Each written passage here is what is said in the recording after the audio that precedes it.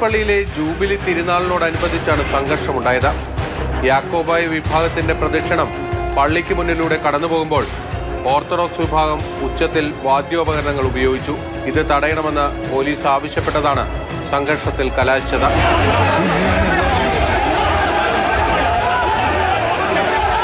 Mulanthuruthy CI മനേഷിനെയും കൂടെയുണ്ടായിരുന്ന പോലീസുകാരെയും orthodox വിഭാഗം ആക്രമിക്കുകയായിരുന്നു.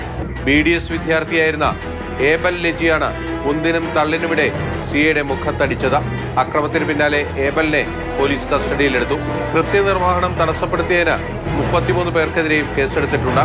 ഏറെക്കാലത്തെ തർക്കങ്ങൾക്കൊടുവിലാണ് മുളന്തുരുത്തി വലിയ പള്ളി ഓർത്തഡോക്സ് വിഭാഗത്തിന് കിട്ടുന്നത്. അന്ന് ബിഷപ്പുമാരെ അടക്കം അറസ്റ്റ് ചെയ്ത് നീക്കിയാണ് പോലീസ് പള്ളി ഏറ്റെടുത്തു കൊടുത്തത്. ഇതിനുശേഷം ഇരു വിഭാഗങ്ങൾക്കിടയിൽ സംഘർഷാവസ്ഥ നിലനിൽക്കുന്ന ഇടമാണ് മുളന്തുരുത്തി. പോലീസിനെ ആക്രമിച്ചതിന് പിന്നാലെ റൂറൽ SP അടക്കമുള്ള ഉന്നത ഉദ്യോഗസ്ഥർ സ്ഥലത്തെത്തിയിരുന്നു. അക്രമികൾക്കെതിരെ ശക്തമായ നടപടി ഉണ്ടാകുമെന്ന് പോലീസ് വ്യക്തമാക്കി.